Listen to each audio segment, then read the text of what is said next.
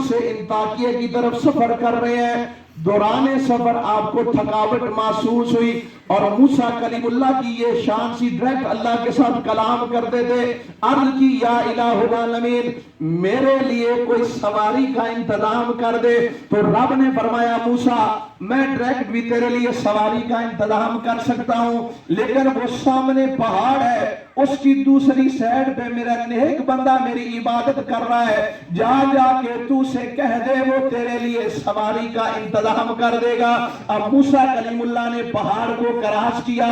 پہاڑ کراس کر کے جب اس نیک بندے کے پاس آئے، وہ اللہ کا ولی عبادت کر رہا تھا. اب عبادت کرنے والا اللہ کا ولی موسیٰ کلیم اللہ اللہ کے نبی ولی کو نبوت کی خوشبو آئی، فوراً سلام پھیرا، مؤدبانہ انداز میں کھڑا ہو گیا. اے اللہ کے کلیم مجھے حکم فرما دیتے میں حاضر ہو جاتا. تو موسیٰ کلیم اللہ نے فرمایا میں خود نہیں آیا ہوں، مجھے تو رب العالمین نے بھیجا ہے. تو اس نے عرض کی اللہ کے کلیم حکم فرمائیے. آپ نے فرمایا میرے لیے سواری کا انتظام کر دے. اس نے آسمان کی طرف اشارہ کیا، ایک بادل کا ٹکڑا جا رہا تھا، وہ بادل کا ٹکڑا زمین پہ آیا، اس بادل کے ٹکڑے نے سواری کی شکل اختیار کر لی. مسلمان بھائیوں موسیٰ کلیم اللہ بڑے حیران ہوئے. آپ نے اس سے پوچھا کہ رب نے تجھے یہ مقام کیسے عطا فرمایا؟ تو اس نوجوان کی آنکھوں میں آنسو آ گئے، رو کے کہنے لگا اے اللہ کے کلیم میں نے 40 سال تک اپنی ماں کی خدمت کی ہے، 40 سال تک اپنی ماں کی خدمت کی ہے. جب میری والدہ کا وقت وصال آیا، میری والدہ کا آخری وقت ہے، کیونکہ باپ مرے اور سر ننگا ہوتا کہ ویر مر کنڈے خالی ماما باج محمد بخشا تے کون کرے رکھے والد بھائی بھیا دے درد بنا دے تے بھائی بھیا دیا باپ سرا دے تاج محمد تے ماما ٹھنڈیا چھاما تے درد ہوئے تے آئے نکلے تے روندے بھرے بھرے ہاں انہاں کو پوچھ دے محمد بخشا مر جان جنا دیا ماما. عزیزان گرامی موسیٰ کلیم اللہ نے پوچھا کہ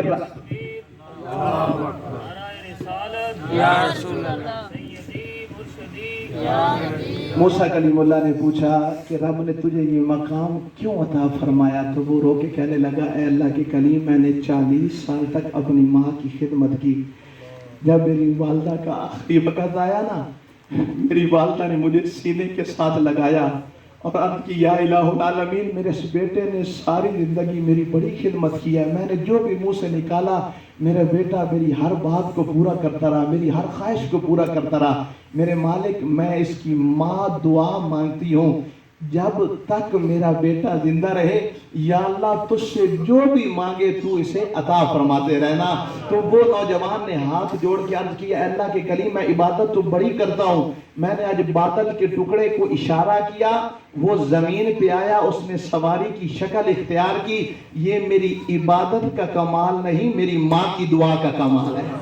عزیزان گرامی کافی احادیث ہیں لیکن ٹائم مختصر ہے، میں نے شاہ کے بعد کہیں اور بھی جانا ہے تو حضرت صاحب نے بھی اختتامی دعا فرمانی ہے. میں ایک بات عرض کرنا چاہتا ہوں، ماں کا اپنا مقام ہے لیکن باپ کا اپنا مقام ہے. اللہ آپ کو لینڈ کروزر دے، اللہ آپ کو بڑی بڑی گاڑیاں دے، لیکن میں نے دیکھا ہے 1 to 5 پہ نا، جو آج کل تو 2.5 لاکھ کو ہو گیا 1 to 5، تو لال بتی ہوتی ہے اس کے پیچھے لکھا ہوتا ہے یہ سب میری ماں کی دعا کا اثر ہے.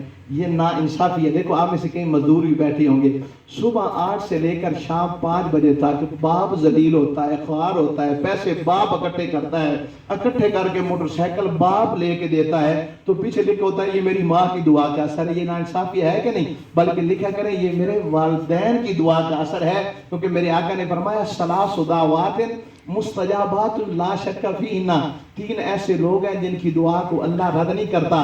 دعوت المظلوم، دعوت المسافر، دعوت الوالد لوالدہما. ماں کے ساتھ آج کل ہمارے نعت خان بھی ماں کی شان بیان کرتے ہیں، مولوی ماں کی شان، باپ کی فضیلت. باپ کو تو ویسے آپ نے فضول چیز سمجھ لیا ہے. خدا کی قسم باپ کو ہے جس کے چہرے کی طرف دیکھو تو حج مبرور کا ثواب ملتا ہے. عزیزان گرامی، میرے آقا نے فرمایا تین ایسے لوگ ہیں جو بھی دعا کریں اللہ ان کی دعا کو قبول فرماتا ہے. ایک جب مظلوم دعا کرتا ہے نا، کسی میں بھی ناجائز ظلم نہ کیا کریں. جب مظلوم دعا کرتا ہے یا بد دعا کرتا ہے اللہ اس کی دعا بدعا فوراً قبول فرما لیتا ہے. جب مسافر دعا کرتا ہے تو اللہ اس کی دعا کو قبول فرما لیتا ہے. اور جب باپ اپنے اولاد کی حق میں دعا کرتا ہے تو اللہ باپ کی دعا کو قبول فرما لیتا ہے. میرے آقا نے فرمایا رضا الرب فی رضا الوالد وسخط الرب فی سخط الوالد.